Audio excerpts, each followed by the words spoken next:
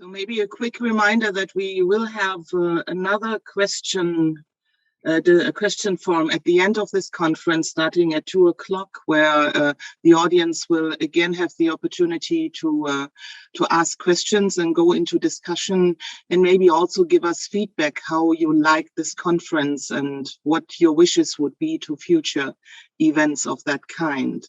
So apart from 4 excellent presentations that await us this morning and this midday, I'm also looking forward to this discussion in the end. And from what we have experienced the last 2 days, it should be quite enjoyable.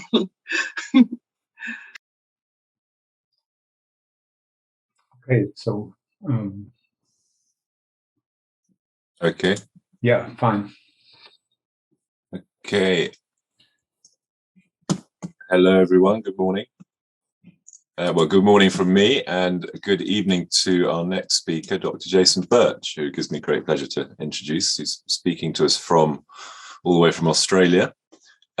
Jason's my colleague at SOAS. He's a senior research fellow at SOAS. We worked together for 5 years on the Hatha Yoga project, and now we're working together on this new Light on Hatha Yoga project, which is a project to produce a critical edition of the Hatha Pradipika jointly with Marburg University.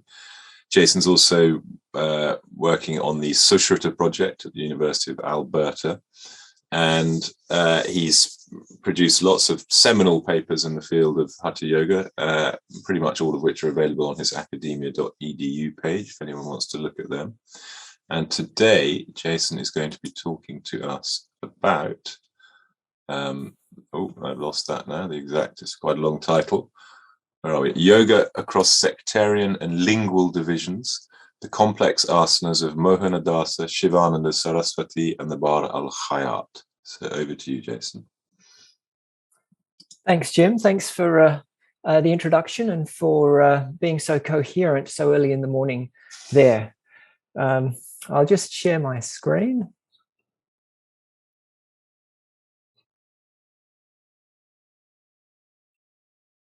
Okay. I'd also like to thank Philip, Niels, Coroner, Veda Murthy, and the other organizers for asking me to submit a paper. This conference's focus on the history of yoga and its impressive lineup of specialist scholars reminds me of the conference on yoga at the University of Vienna in 2013, which resulted in the important publication Yoga in Transformation, Historical and Contemporary Perspectives. I thought I should provide a slide of the front cover, but there's really no need because we've been looking at it for the past 2 days, perched behind Philip on his bookshelf.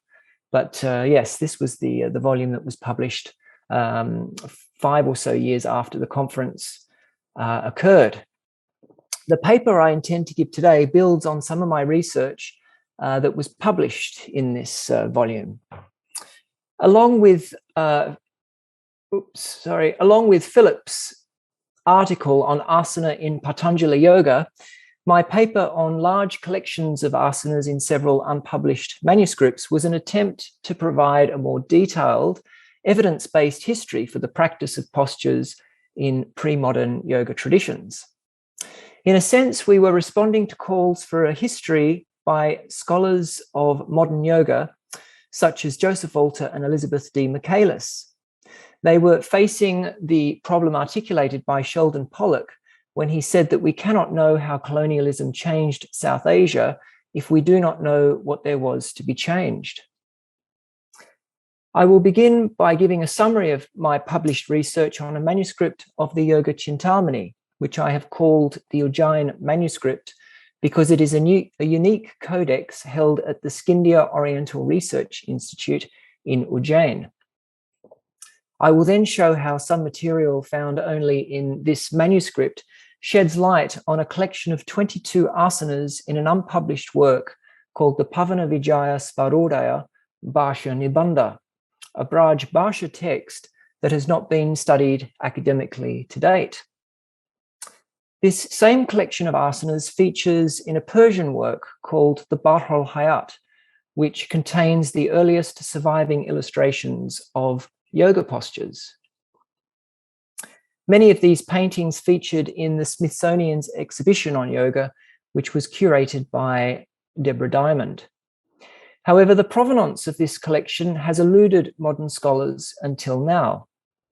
I conclude that the yoga and svarodaya content of the Baḥr al-Ḥayāt probably derives from Mohanadās, a yogi and direct disciple of Dadu, who was the founder of the Nirgun Bhakti sect, the Dadu Panth, in the 16th century. The Yoga Chintamani was composed by a sannyasin named Shivananda Sarasvati in Varanasi in either the late 16th or early 17th century. It's a large, wide-ranging compendium of great importance in the history of yoga because it was one of the first works to integrate on an ambitious scale the physical practices of hatha with Patanjali yoga.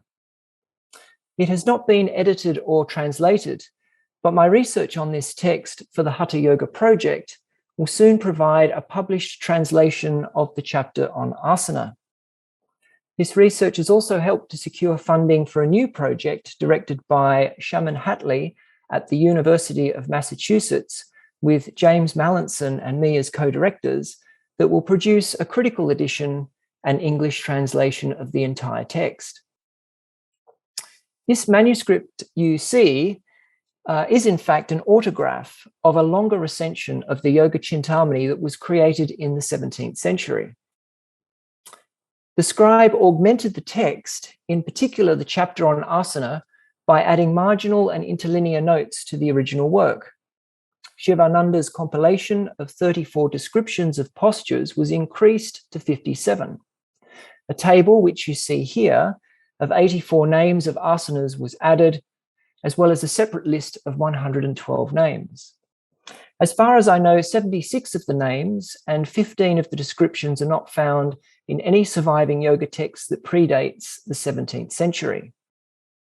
This manuscript was completed in 1659 CE, and it is currently the earliest dated record of more than 84 names of asanas. A remarkable feature of this manuscript's additional material is the attribution of 11 asanas to two yogis, namely Mohanadās and Lakshmandas Svarayogi. Apart from attributions to legendary sages such as Vasishta and Matsyendra, the reference to these two yogis may be unique in pre-modern yoga texts because it appears that the redactor has ascribed specific asanas, which you see listed here, to yogis who may have been alive or recently deceased at the time. As I noted in my 2013 paper, the 6 asanas of Mohanadās were also described in Persian and illustrated in a manuscript of the Baḥr al-Ḥayāt, which was commissioned in the first decade of the 17th century by the Mughal prince, who later became the Emperor Jahangir. 3 of these asanas were also described by Sundaradeva in his Hatha Sanketa Chandrika, which is a large Sanskrit compilation on yoga that I now believe was created shortly before the Ujjain manuscript. Although there are slight variations in the names that you can see, the description of these unique asanas are so close that it's clear that they derive from a common source or tradition. Since the Ujjain manuscript and Sundaradeva post-date the Baḥr al-Ḥayāt, which is also likely a compilation, I concluded in 2013 that these textual sources did not reveal the provenance of these postures. Also, Mohanadāsa's identity remained a mystery to me at the time. For several years, I've been collecting manuscripts of svarodaya texts in an attempt to understand more clearly this obscure and unexplored genre of prognostication and its relation to yoga. Svarodaya refers to the dominant flow of air through one nostril, which changes naturally every couple of hours from one side to the other. By knowing the flow at certain auspicious moments, which usually depend on the position of planets, constellations, and the like, One can foretell future events and even the time of one's own death. Yoga techniques can then be used to change the future and to cheat death by ensuring that one's nasal dominance is favorable at an auspicious moment. For example, according to svarodaya texts, if one is going to set out on a journey, one should check one's nasal dominance first and begin the journey only if the breath is flowing more strongly on the right side. A journey will be successful if the breath is flowing in the sun channel, that's the right nostril, and the first step is taken with the right foot. In 2017, my research on the Yoga Chintamani led me to a svarodaya text called the Pavana Vijaya Svarodaya Bhasha Nibandha at the same library in Ujjain. The catalogue reports that this work is authored by an Al-Ḥayāt whose guru was Mohan. Fortunately, Daniela Bevilacqua was able to obtain a copy of this manuscript when she visited Ujjain during her fieldwork for the Hatha Yoga project. The name of this Braj Bhasha work and its author, Al-Ḥayāt, are confirmed by the first verse and its final colophon. Also, the first verse points to the name of Al-Ḥayāt's guru, Mohan. And the following couplet says, having first worshipped the feet of the guru, I think of that whose name is breath. Al-Ḥayāt gives happiness to people and bows to Mohan.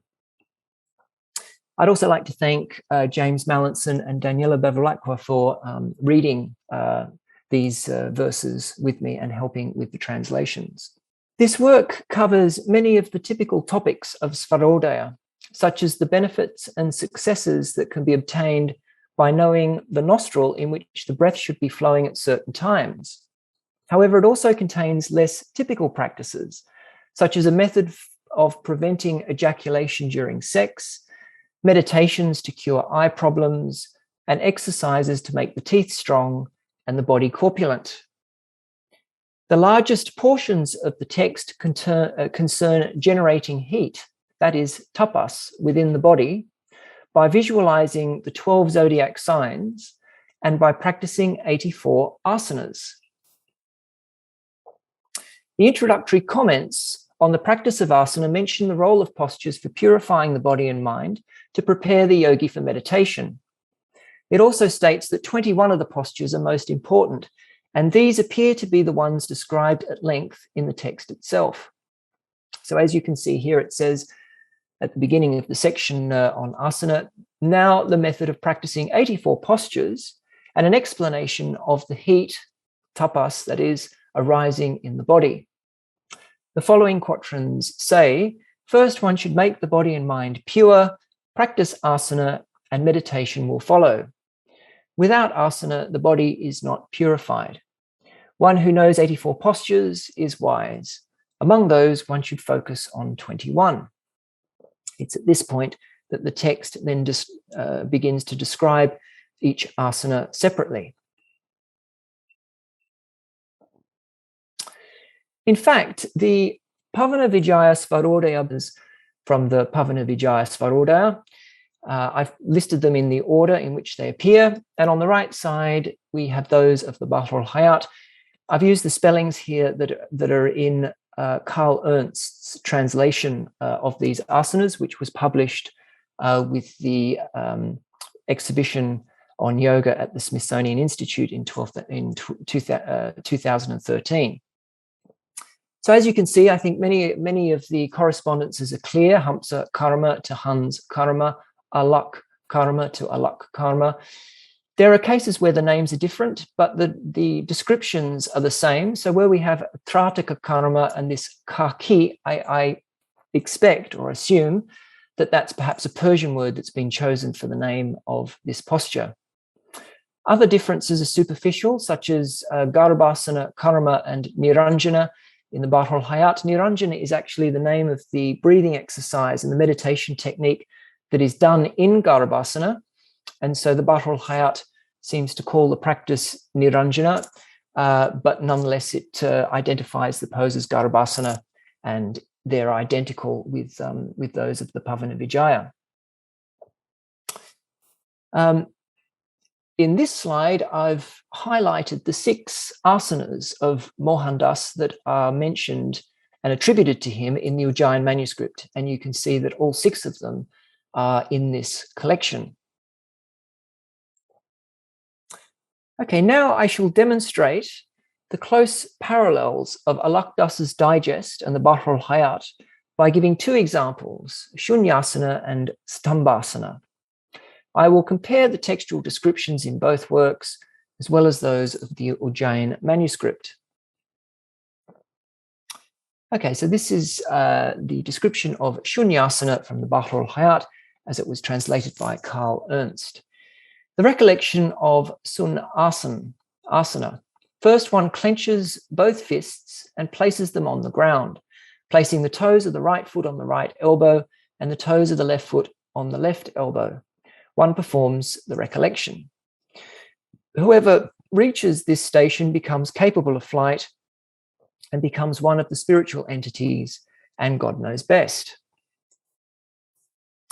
And of course, one of the benefits of having these asanas in the Baḥr al-Ḥayāt is that an illustrated version of the text was produced, which is one of which is preserved at the Chester Beatty Library. And so here is the illustration of Shunya Asana. You can see that the yogi has clenched his hands, he has fists, he's placed them on the ground, and his toes are on the elbows. The torso and body are lifted up off the ground, and so he's holding all of his body weight with the arms. So in the Pavana Vijaya, it says for Shunya Asana, the good yogi who would reach a high state should sit immediately in Sunyasana. This is the spelling of the Braj Bhasha. He should make the 2 hands into fists. After that, he should put the hands on the ground, lift from the ground, and remain in the sky. He cries out alak and now holds there. He takes the big toe of the left foot and puts the weight on the left elbow. At this point, there's a bit of damage in the manuscript. Part of the lower part of the folio was torn off, so we're perhaps missing a verse quarter, not very much. So on the next page that it begins again, and it says, he says, alak. He can travel through heaven, hell, and the earth. He who does this practice becomes beautiful. And in the Yoga Chintamani, the Sanskrit says, Shunyasana, having made fists with both hands, the yogi should then place them on the ground, lift up into the air, and exclaim alaksha. That's the Sanskrit equivalent of alak in Braj. And in the margin, the scribe has added om, obviously glossing alaksha and demonstrating their equivalence. Having fixed the big toe of the left foot on the left elbow, he should hold the weight of his body on that elbow. Okay, so the clear correspondences that we see between these 3 texts is that all 3 descriptions clearly say that the yogi clenches his fists and places them on the ground. The Baḥr al-Ḥayāt then says that that the toes of both feet, the left and the right, are then placed on their respective elbows. Whereas at this point, the Pavana Vijaya and the Yoga Chintamani just say that the yogi lifts up into the sky. So they don't provide as much detail on that point. But they go on to say that, and this is where they're following each other much more closely, they go on to say that the yogi then shouts alak or alaksha. But interestingly enough, of course, we also get the further statement that the yogi should then hold the body weight with the left big toe on the left elbow. And I must say that when I was looking at this, and I just had the Yoga Chintamani and the Baḥr al-Ḥayāt, I really didn't know what to make of the comment about having the left big toe on the left elbow. I thought, in fact, that the description in the Yoga Chintamani was perhaps incomplete or a little incoherent. But now that I see it in the Pavana Vijaya, and the very fact that the Pavana Vijaya again says that after this is done, the yogi again shouts alak, indicates or seems to make it clearer that there are 2 stages to this posture. The first stage is, as we see illustrated in the Baḥr al-Ḥayāt, where the yogi holds the weight of the body with the toes of both feet on their respective elbows, and then according to the Sanskrit and Braj sources, exclaims alak. But then there's a second stage where he perhaps takes his right foot off the right elbow and he's just holding the weight with the toes of the left foot on the left elbow, that he then has perhaps completed a more difficult and advanced version of the pose, and he exclaims alak again.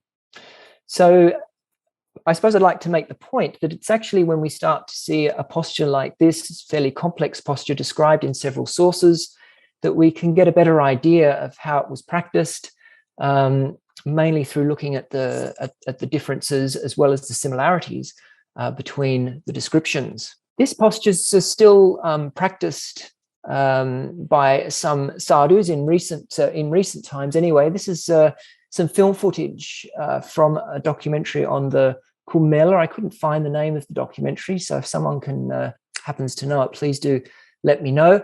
But it's available on YouTube. Okay, so I think even though it's quite pixelated, it's clear that his toes are on the elbows. And even though he hasn't got his fists on the ground, he seemed to have his fingers. He didn't have the palms of the hands on the ground, as one might have expected. So some interesting parallels there with a modern example. Okay, Stambhasana, another example. The recollection of the Stambhasana. This is from the Baḥr al-Ḥayāt. One sits cross-legged, holding both one's hands in between the shins, so that one is suspended by the strength of both hands. One does not forget the recollection. When one reaches this station, the matter of earth and water becomes reduced, and the matter of air and fire is increased. So the interesting thing about this description is that the effects of the posture are talking about the different elements within the body: earth, water, fire, and air, the Mahabhutas, as they're sometimes referred to, and the effect that the pose has on them. This is the illustration in the Baḥr al-Ḥayāt. It's similar to Kukutasana, except rather than holding Padmasana, it seems that the yogi has a more generic type of cross-legged position like Svastikasana. In the Pavana Vijaya, it says pillar pose, that is Stambhasana, whose greatness is unfathomable and profound, creates a pillar. When sitting down, adopt a cross-legged position and hold both hands between the shanks. Lift the body into the air with the hands and the arms. From his mouth, the name alak is uttered. First, the water element becomes less, and then the quality of heat increases. And from the Ujjain manuscript, hunched over, the yogi should put both hands between the shanks and on the ground. He then becomes airborne and exclaims Om. Its benefit is the disappearance of the earth and water elements in the body. So again, we see here differences, but also I think to some degree correspondence between the different elements that are mentioned here. It seems that one thing all three sources agree on is that the water element becomes less as a result of this practice. And then the Baḥr al-Ḥayāt and Yoga Chintamani add that it's the earth and water elements that disappear. And the Baḥr al-Ḥayāt and Pavana Vijaya both say that the fire element increases, and the Baḥr al-Ḥayāt also adds that air and fire increases. Okay, so this raises the question, who was Mohanadās? The complementary nature and extensive parallels between the Baḥr al-Ḥayāt and the Pavana Vijaya svarodaya Bhashya Nibandha suggests that both works drew their material from an earlier source. Since Mohan was Alakdasa's guru, and the source of 6 of these asanas in the Ujjain manuscript is attributed to Mohan, his identity becomes a key piece of the puzzle. The combination of complex yogasanas and svarodaya in Alakdasa's digest suggests that his guru was Mohan of Mewar, a yogi and direct disciple of Dadu, the founder of the Dadu Panth, who lived in the second half of the 16th century. According to the hagiography of Raghudas, Mohan was known for his knowledge of svarodaya and hatha yoga. This is taken from Monica Hurstman's recently published book on Yoga and Bhakti, and it's her translation. Mohan Mevarao was a fine disciple of Daru Din Dayal. He applied the knowledge of svarodaya by determining the phases of the sun and moon, tracing the 3 body channels, the 5 elements, their colors, and distances by measurement of finger breadth.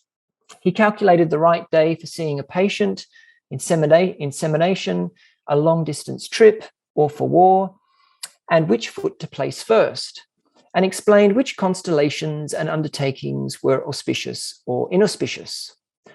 Raghu says he was an expert of Hatha Yoga who had entered the deepest absorption, samadhi, a treasury of good qualities. Although the textual evidence for combining svarodaya and yoga predates Mohanadās, the combination of svarodaya and Hatha Yoga is not so well attested before the 16th century. Prognostication based on nasal dominance is not mentioned in the earliest surviving works of Hatha Yoga, which rely primarily on the practice of mudras and samadhi to cheat death and achieve immortality. Furthermore, Hatha Yoga is not mentioned by name in the svarodaya works that I have consulted. The Shiva Svarodaya, for example, mentions 2 techniques that are associated with Hatha and Raja Yoga, namely Uddiyana Bandha and Shanmukhi Mudra.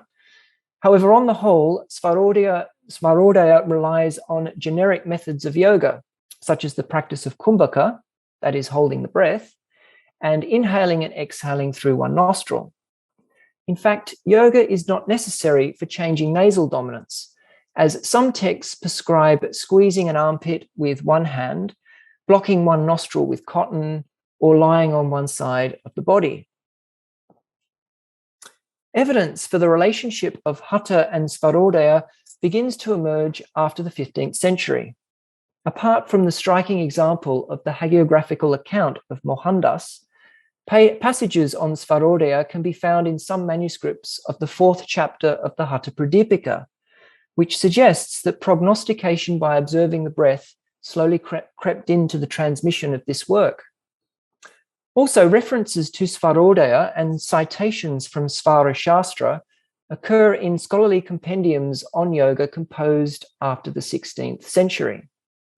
These citations are usually in chapters on pranayama, which incorporate the signature techniques of Hatha Yoga.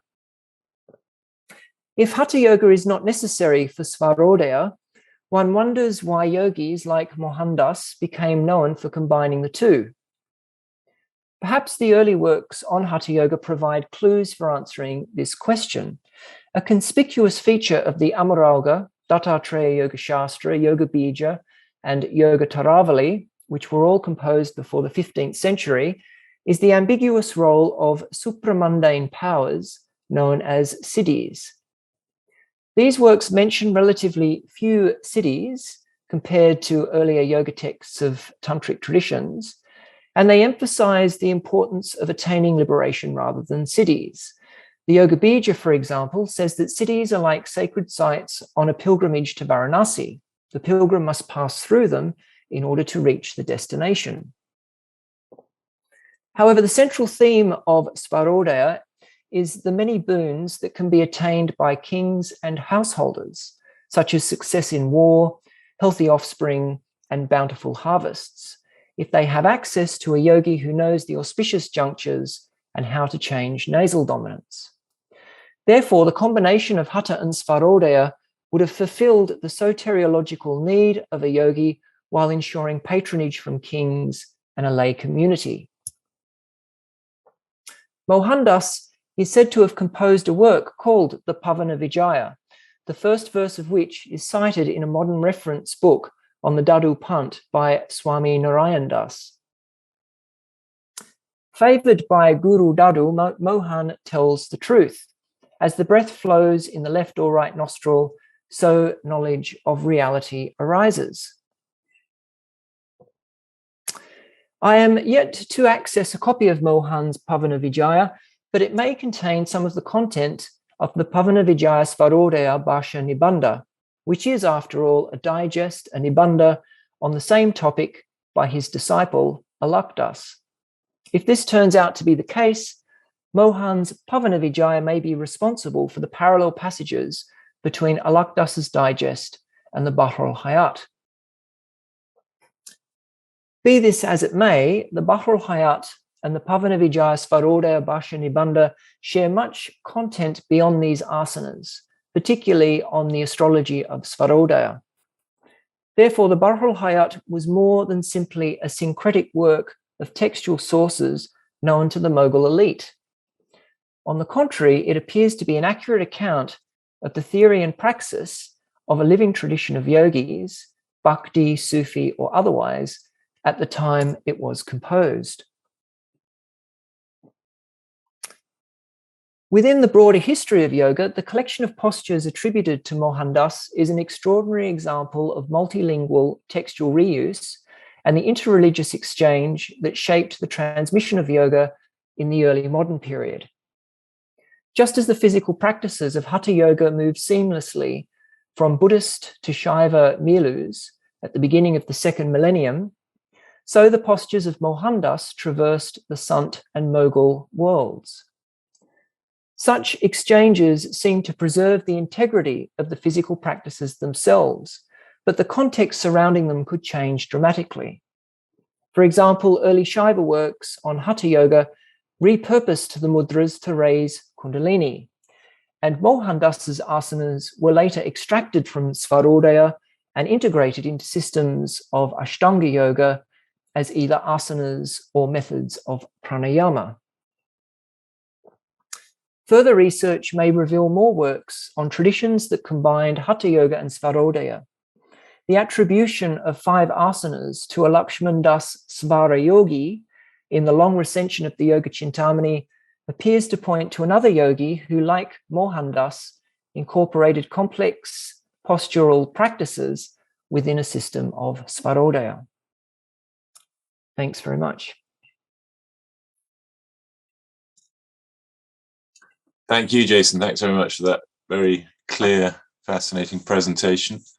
Just a quick note, I put in the chat a link to that film that you showed the clip from, the Ira Cohen, one of the beat poets at the Kumbh Mela. It's quite a good movie. Do you remember the name, Jim? Yeah, Yogis with Straw Mats. That's called. Yogis with Straw Mats. Okay, thanks. Oh no, Kings with Straw Mats. Kings with Straw Mats. Kings with Straw Mats. Yeah. There's little bits of footage all over YouTube, and so I couldn't find the original source or the name of the documentary. So thanks for that. Right, yeah, I didn't know it was on YouTube. I've got it on an old VHS somewhere. I got one question. Well, I wasn't quite sure about the chronology in that, because I don't know if as I remember, if I remember correctly, and I haven't checked, Karl Ernst thinks that the Baḥr al-Ḥayāt was written in the middle of the 16th century. The manuscript, that illustrated manuscript, is from 1602 from Allahabad. But if that's the case, I wasn't sure how the chronology would then work, because then it would predate Mohanadās and al-Ḥayāt. Yes, based on the fact that Dadu lived in the second half of the 16th century, and Mohanadās is supposed to be a contemporary of his. Yes, that is something that I'm yet to work out, but I'm wondering, and I'm yet to look into how firm that date of 1550 is for the Baḥr al-Ḥayāt. And if it is very firm, then that adds a complexity to the puzzle. But if it isn't, then perhaps this is grounds for questioning that. Okay. Well, that was my one main question. I don't know if anyone putting any hands up. I can't see anything in the chat. Did you? So no information about Lakshmandas, though? No, not yet. No references to him anywhere else? Still working on that. Okay. Trying to wake up the audience for some questions. Or maybe, I don't know. No hands going up at all.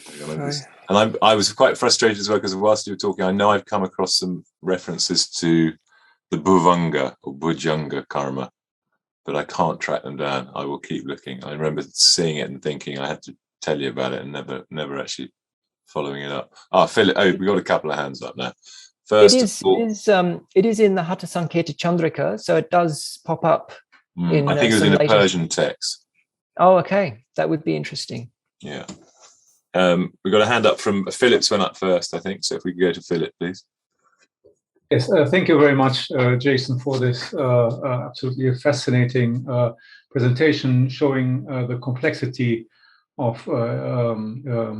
exchange among boundaries of languages and religious systems. I just have a very simple and minor question with regard to Shunya Asana. Usually the asanas, they have telling names, so their names refer to the similarity with something that is around the Stambhasana, that would be a pillar.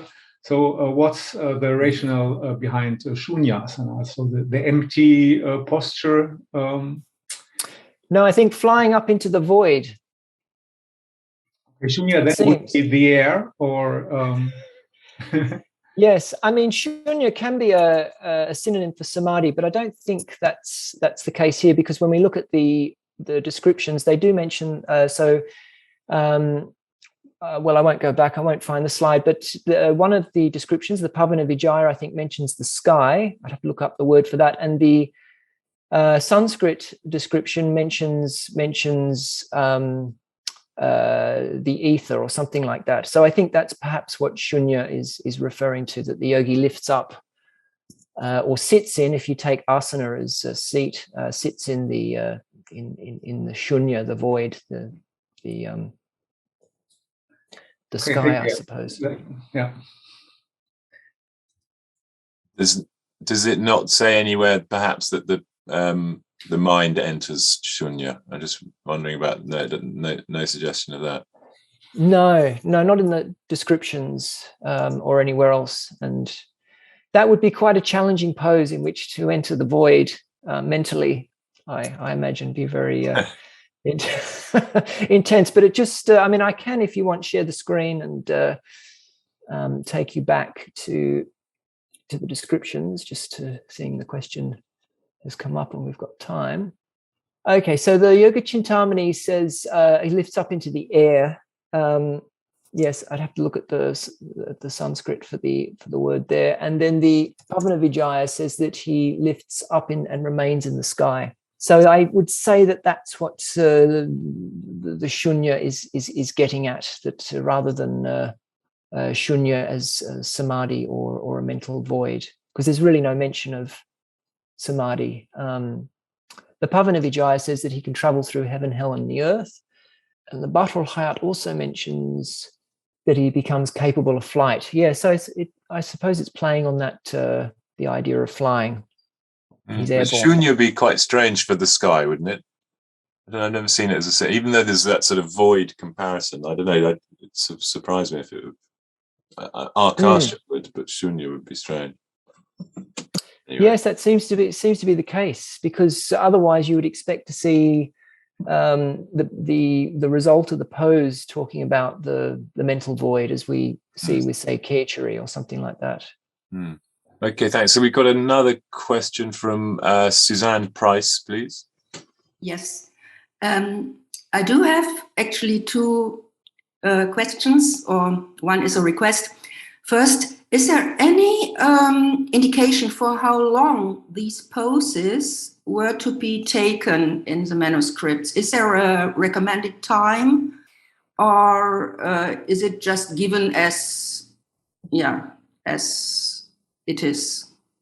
Or it was known how long this would have to be taken to get into the feeling that I'm flying, or that I'm going through hell and sky, and No, it doesn't say how long one should hold the pose. I imagine the guru would have to answer that question, and it wasn't codified. And that's often the case with yoga texts, that they'll describe the shape of the posture and what it does in terms of either healing diseases or, in this case, flying through the sky.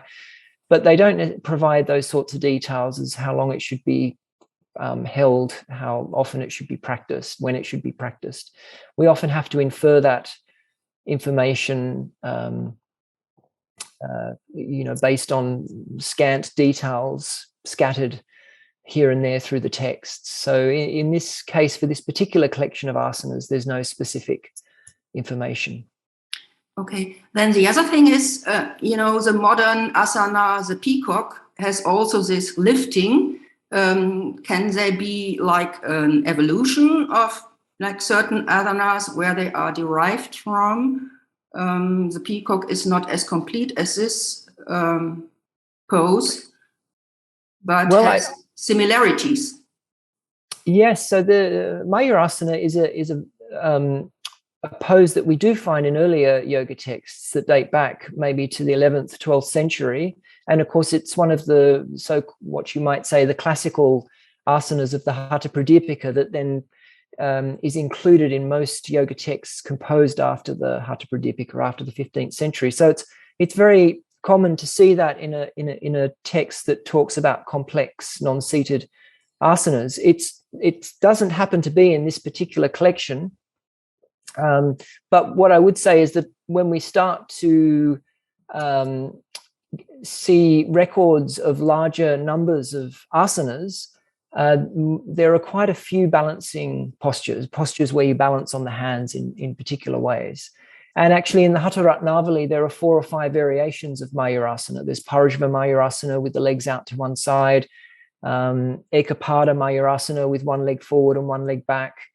So they certainly develop variations on some of the older postures, and we see lots of other types of bird poses, if you like, because Mayura is the peacock pose, and we get of course Kukutasana is the other one that's balancing on the hands, and then we start to see in other texts other types of bird poses from the 17th century onwards.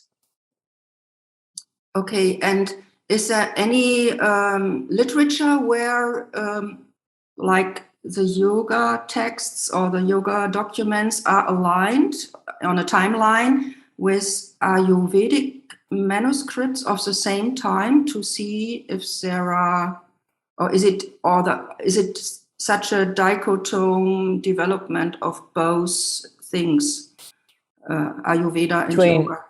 Between yoga and Ayurveda? Well, there I would direct you to the timeline that the Ayu Yoga project. Okay, thank you. That's what I was asking for, because I'm not an expert in the field. Yeah, no, that it's a timeline that was developed with Jacqueline Hargreaves. This is why I know about it, actually. My wife, Jacqueline Hargreaves, and Dagmar Wiasik, who was the principal investigator of the Ayu Yoga project. And it's available online. Oh, thank you. I can provide a link, perhaps, to the moderator, who can then send it to you.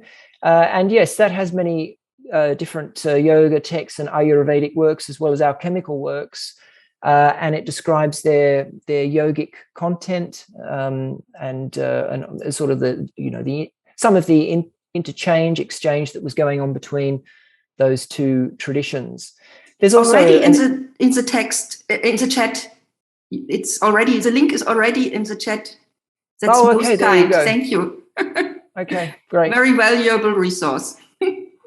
Yeah, I would also say there's an extensive list of texts and their dates at the end of Roots of Yoga that's very valuable,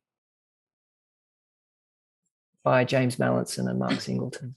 And of course, Jason, you've got your own paper on Hatha Yoga and Ayurveda, or Yoga and Ayurveda, which would be... Oh yes, and that too. Thanks. Okay, thanks. Now we've next up is Leo Koenig, please.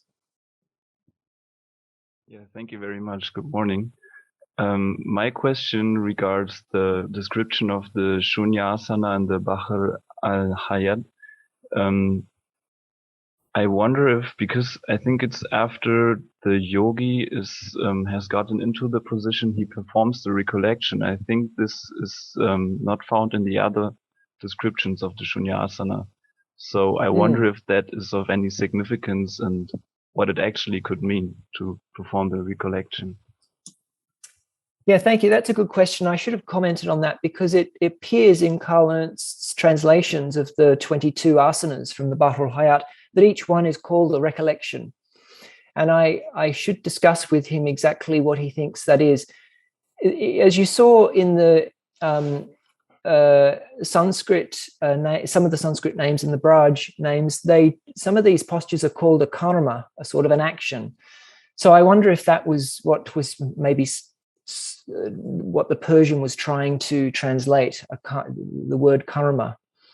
But I do need to speak to Karl Ernst to ask him why he eventually translated it as recollection, because recollection suggests it's a sort of a mental type of activity or practice, and of course these are not. These are actions. They're asanas.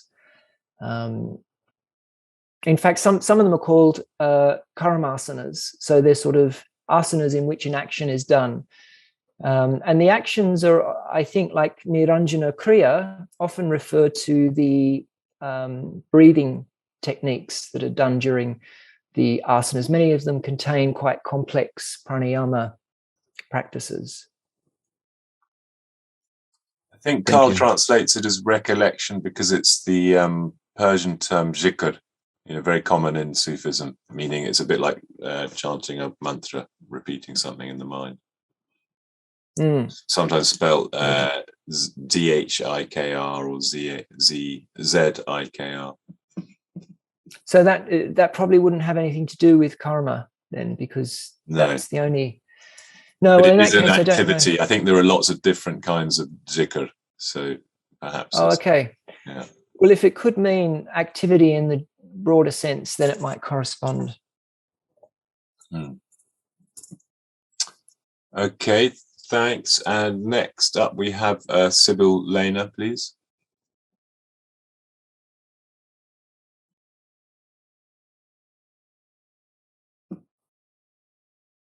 I think you need to unmute.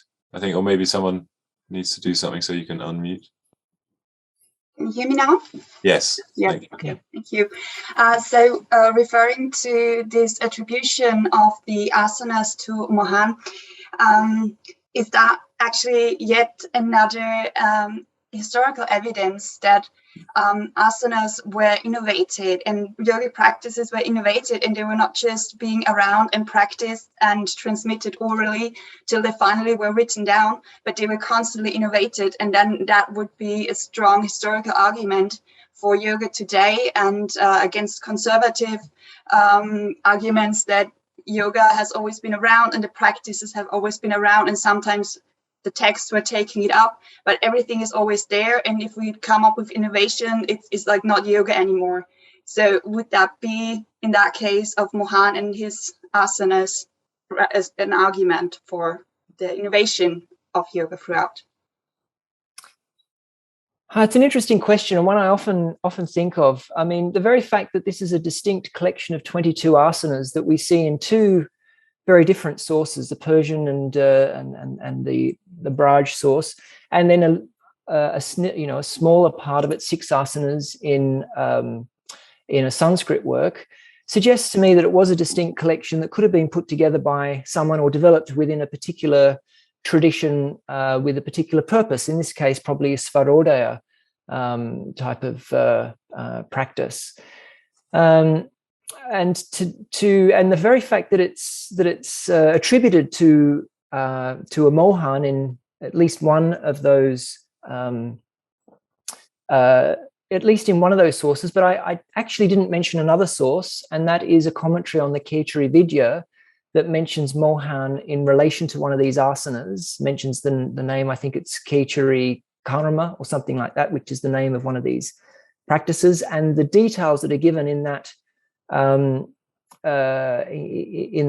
the citation there match clearly one of the descriptions of Kechari Karma in this collection. So Mohan's name crops up in relation to the asanas in 2 sources, and then of course we have al-Ḥayāt, the author of the Pavana Vijaya, whose guru is Mohan. So I think the association between him and these postures is growing, becoming quite strong. And there, I think, yes, it could have been a case where a particular guru developed a collection of postures or a repertoire of asanas and became known for that. And it's also quite interesting that between our textual sources, particularly after the 16th century, when we start to get larger numbers, 84 or more asanas being described, that each collection seems to contain unique postures or seems to be different in some way, maybe emphasizing, more inverted poses or more seated poses.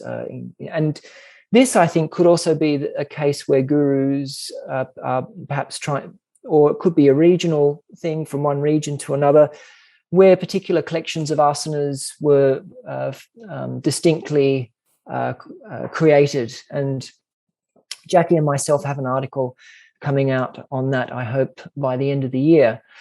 In terms of innovation, though, it's, of course, tricky to date any particular asana. The fact that it's mentioned in a text doesn't tell us the creation date of that posture. And of course, as we know with Mayurasana and Kukutasana, even though they're mentioned in all of these texts that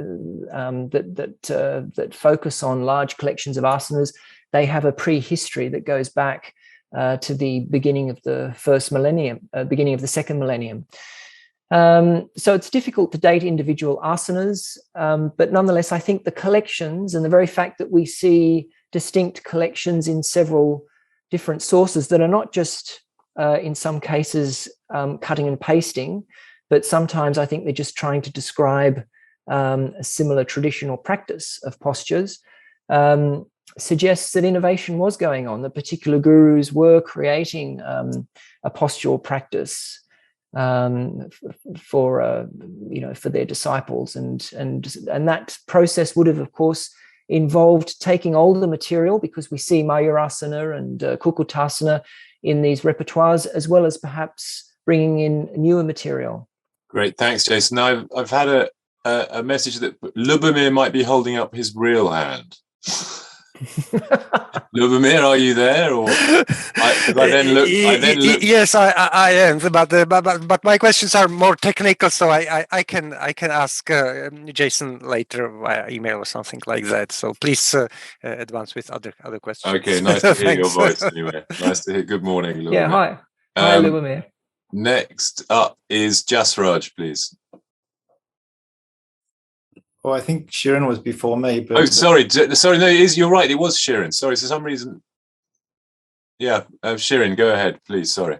No, it's fine. Thank you. Thanks for the talk. Very nice. I just wanted to know, with the translation into Persian, do I have to imagine a different medical background as well? So, you mentioned the effect on the elements. So, does this influence the Persian text at all?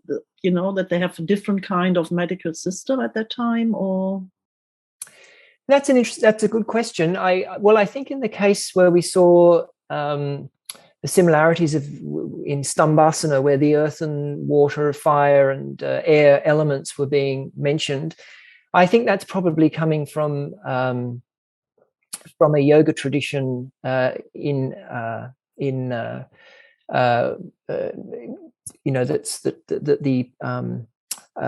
the Persian compilers were borrowing from. So I don't think that necessarily is an example where we see the Baḥr al-Ḥayāt providing a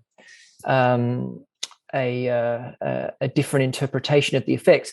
But we do certainly see that in other cases. A good example of that is Garabasana, which I discuss in the 2013 article in the Vienna volume, where the description in the Hatha Sanketa Chandrika talks at length about the effects of the pose. The yogi becomes one with Shiva, and anger, desire, and fear disappear, and so forth.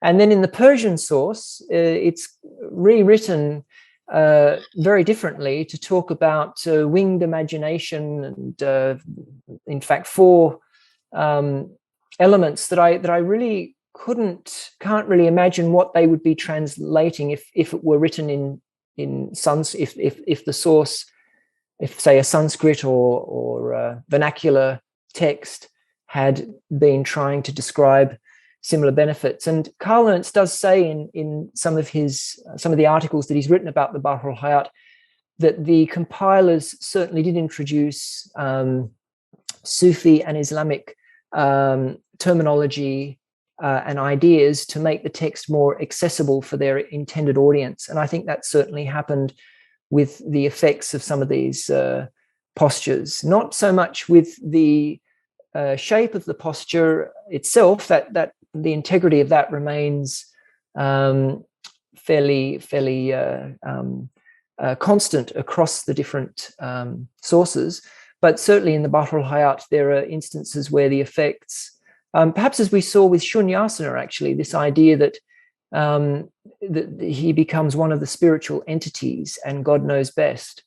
Again, we don't see that in the Pavana Vijaya or the Ujjain manuscript, and that could be something that the Persian redactors introduced. Thanks. We've got time for, if it's a quick question from Jasraj, please. We've only got a minute left.